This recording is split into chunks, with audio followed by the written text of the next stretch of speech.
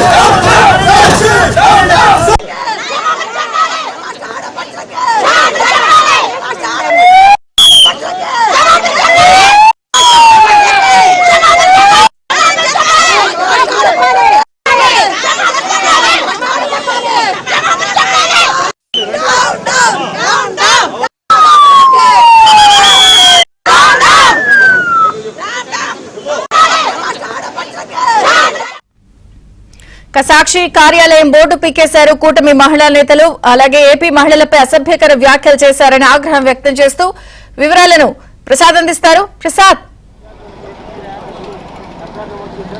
విజయ్ చంద్రిక ఈరోజు రాష్ట్ర వ్యాప్తంగా కూడా సాక్షి డిబేట్ లో వాడిని అసభ్య పదజాలంపై పెద్ద ఎత్తున పోరాటాలు దిగుతున్నారు. ముఖ్యంగా కూటమి పార్టీ నాయకులతో పాటు రాజధాని ప్రాంత మహిళలు రైతులు కూడా రోడ్డెక్కి ఆందోళన ఆవేదన వ్యక్తం చేస్తున్న పరిస్థితి.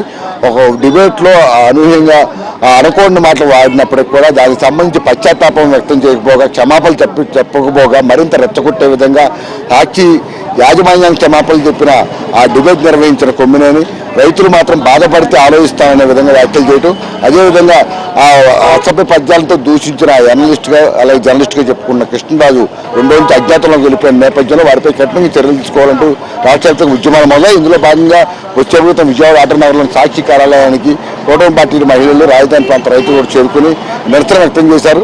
ఈ నేపథ్యంలో ప్రస్తుతం సాక్షి కార్యాలయానికి సంబంధించిన బోర్డు కూడా మొత్తం పూర్తిగా పీకివేశారు. కోడిగుడ్లు కూడా మొత్తం లోపలికి విసిరిన పరిస్థితి. దీంతో అప్రమత్తమైన పోలీసులు వెంటనే ఘటనా స్థలానికి చేరుకున్నారు. ఇక్కడ ఉన్న ఆందోళనకారులను కూడా ఇక్కడ నుంచి పంపించి వేయడం జరిగింది.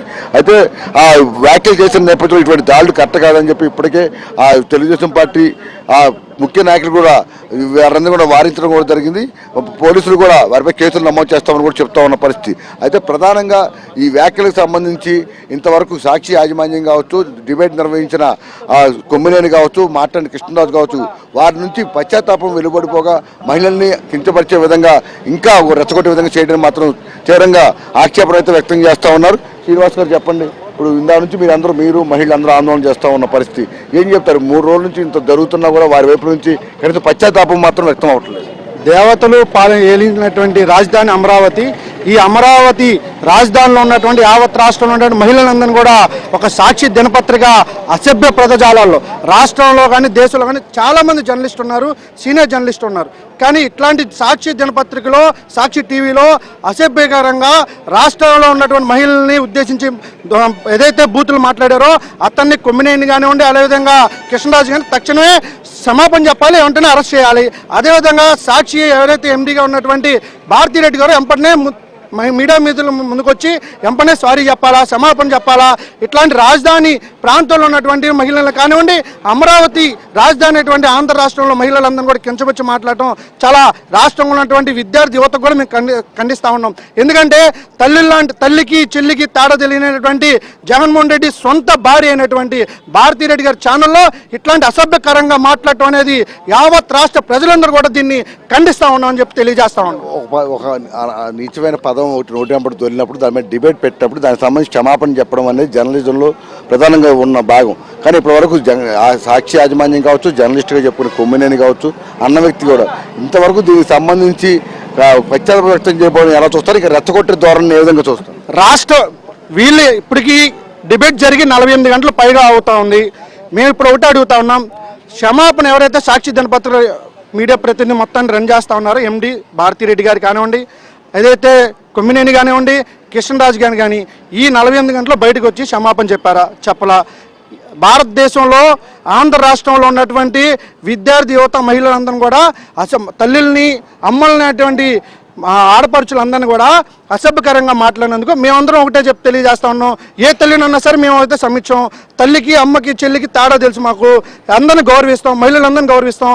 అట్లాంటి ఈ భారతదేశంలో, ఆంధ్ర రాష్ట్రంలో అసభ్యకరంగా మాట్లాడినటువంటి సాక్షి దినపత్రిక అందరికీ మేము తెలియజేస్తా ఉన్నాం.